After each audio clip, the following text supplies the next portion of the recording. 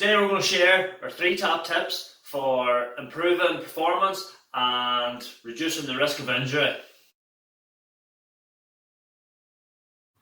So our first tip is hydration. Muscles are made of about 60% of water. For this reason, we want to ensure there's plenty of fluids going into the system. This will allow the muscles to contract smoother. This is going to decrease the risk of injury and it's going to improve the ability to use that muscle appropriately. Normal person wants to take about 2 to 3 litres of water per day. If you're a larger individual or you're particularly active, you may want to increase that there.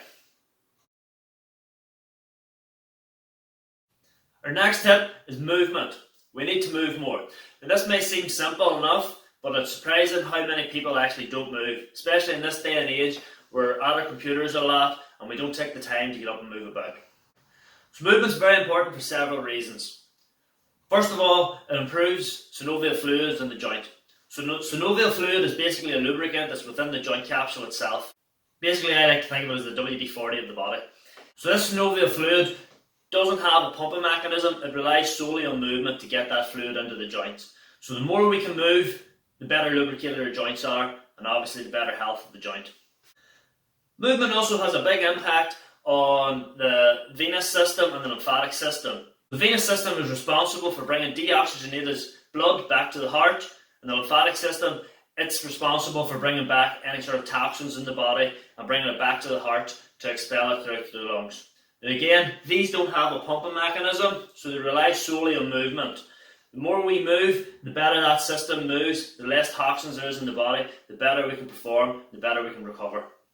Incorporating movement into your daily routine doesn't have to be complicated. It can be as simple as going for a walk every day, or if you're working at a desk for long periods, get up once an hour, go for a bit of a walk around the office, or if you're working from home, go up and down the stairs a few times, walk about the kitchen, walk out in the garden. It doesn't have to be anything immense, but the benefits of that movement and getting those fluids moving throughout the body will have drastic impacts.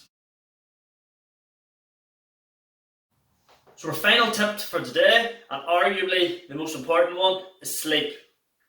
We need to be getting about 8 hours of good quality sleep per night.